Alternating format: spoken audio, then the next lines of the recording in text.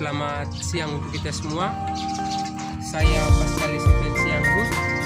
Saya dari Fakultas Keguruan Ilmu Pendidikan Ekonomi. Saya di sini membuat video untuk memenuhi ujian UAS akhir semester. Di sini saya akan membawakan materi tentang pengertian dinamika perilaku individu.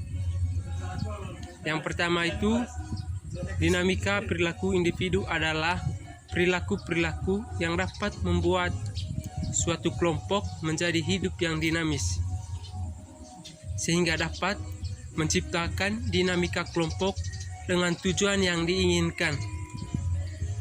Pada dasarnya, individu mempunyai keinginan untuk memenuhi kebutuhan, dan dalam memenuhi kebutuhannya, individu memerlukan perilaku-perilaku yang dinamis. Untuk mendapatkan perilaku-perilaku yang dinamis, tentunya individu perlu menyesuaikan dan menggunakan segala aspek yang ada di dalam diri individu tersebut. Apabila semua aspek dalam diri individu berjalan dinamis, individu tidak hanya memenuhi kebutuhannya, tetapi juga dapat mengembangkan diri ke arah pengembangan pribadi. Pengembangan pribadi yang dimaksud di sini adalah individu dapat menguasai kemampuan-kemampuan sosial secara umum, seperti keterampilan komunikasi yang efektif, sikap tegang rasa, memberi dan menerima toleran, mementingkan musyawarah, serta bertanggung jawab atas kepentingan bersama, memiliki sikap yang demokratis, dan lain sebagainya. Yang berikut itu faktor-faktor yang mempengaruhi perilaku individu. Yang pertama itu faktor hereditas. Hereditas merupakan karakteristik bawaan yang diturunkan dari orang tua. Dalam kata lain, hereditas berarti sifat keturunan yang dipengaruhi oleh faktor genetik yang terdiri dari kromosom ayah dan ibu, dan setiap individu. Contohnya, seorang ayah dalam suatu keluarga itu mempunyai kebiasaan yang suka humoris. Otomatis kemungkinan besar si anak akan mewarisi keturunan dari si ayah tersebut. Yang berikut adalah faktor lingkungan. Dalam psikologi, lingkungan adalah segala sesuatu yang ada di lingkungan individu, meliputi sikap, tingkah laku, dan perkembangannya. Lingkungan mencakup segala sesuatu yang ada di sekitar manusia, meliputi alam, benda, ataupun kehidupan mitra manusia. Lingkungan sendiri bisa mempengaruhi keadaan fisik setiap individu. Contoh, seorang individu yang berkembang di lingkungan yang kumuh dan tidak bersih, maka nantinya akan mengganggu kesehatan individu tersebut, sehingga menyebabkan sakit, kurangnya gizi dan vitamin yang menghambat perkembangannya. Begitupun sebaliknya, jika seorang yang hidup di lingkungan yang bersih, maka akan berkembang biak karena kebutuhan lingkungannya yang sehat dan bersih sudah terpenuhi. Yang ketiga itu faktor keluarga. Keluarga mempunyai peranan penting. Yang pertama dalam perkembangan setiap individu. Keluarga bisa memiliki arti yang berbeda-beda sesuai dengan masanya. Keluarga ini dalam bukunya Papilia dijelaskan bahwa sebuah unit keluarga, ekonomi rumah tangga, dua generasi yang terdiri dari suatu atau dua orang tua dan anak-anak kandungnya, anak-anak angkatnya atau anak-anak tirinya, Sedangkan keluarga besar terdiri dari banyak generasi dari kakek, nenek, bibi, paman, sepupu, kerabat, dan lainnya.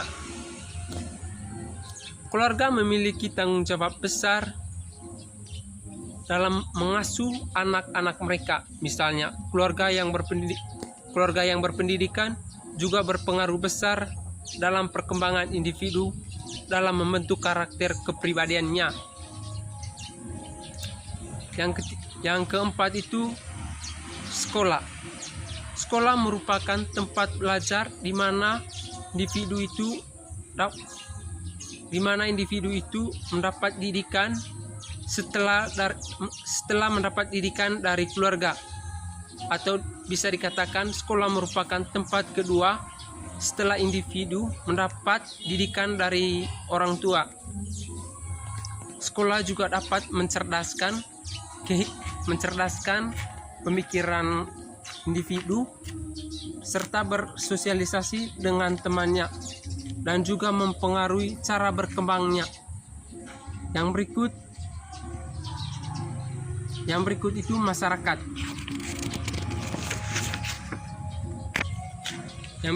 masyarakat.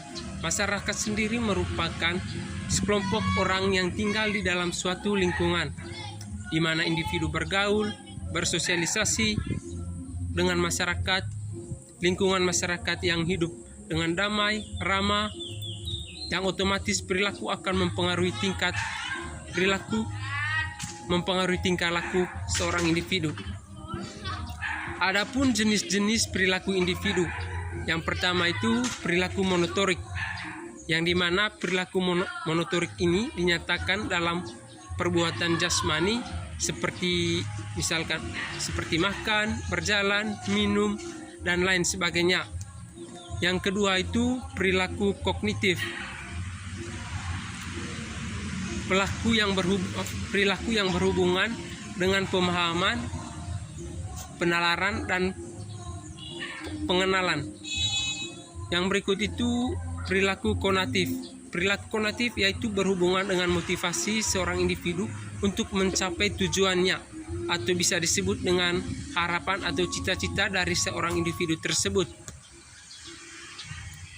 Yang berikut itu perilaku normal.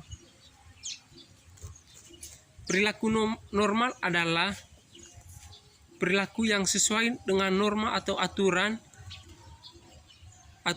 yang ada di masyarakat tertentu. Yang keenam itu perilaku abnormal.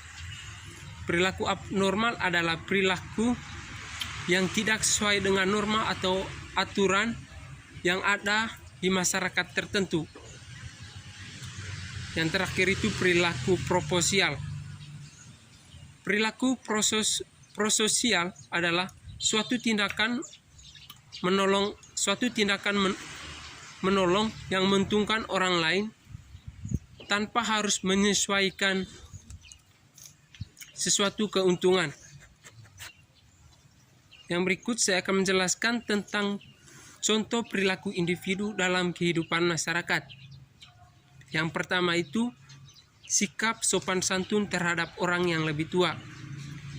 Sikap dasar yang dapat dilakukan oleh pribadi yang baik adalah dengan menghormati dan memberikan penghargaan terhadap orang yang lebih tua,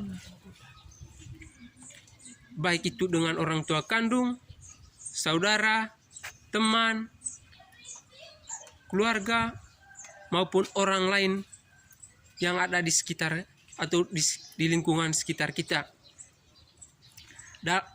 Hal ini bertujuan untuk membantu individu belajar sikap saling kasih, saling hormat, dan juga sopan santun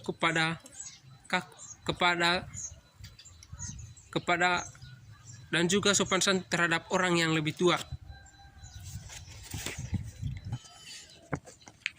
Yang kedua itu sikap menghargai pendapat orang lain. Menghargai pendapat orang lain sekalipun pendapat itu berbeda dengan kita. Dengan begitu akan tercipta hubungan yang harmonis, tentram, aman, dan juga kondusif. Walaupun secara emosi, perasaan, dan juga keegoisan, hal itu sulit untuk dilakukan. Penghargaan kepada pendapat dan ide orang lain memberikan kesempatan orang lain untuk maju dan juga menjadi pendapat yang terbaik bagi lingkungan sosial. Yang ketiga itu bersikap toleransi terhadap perbedaan. Sikap saling bertoleransi terhadap sesama, salah satunya sikap yang sangat terpuji.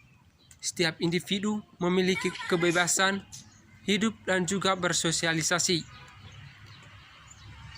Dengan adanya perbedaan, membuat kita menjadi semakin berpengetahuan dan pengalaman yang luas.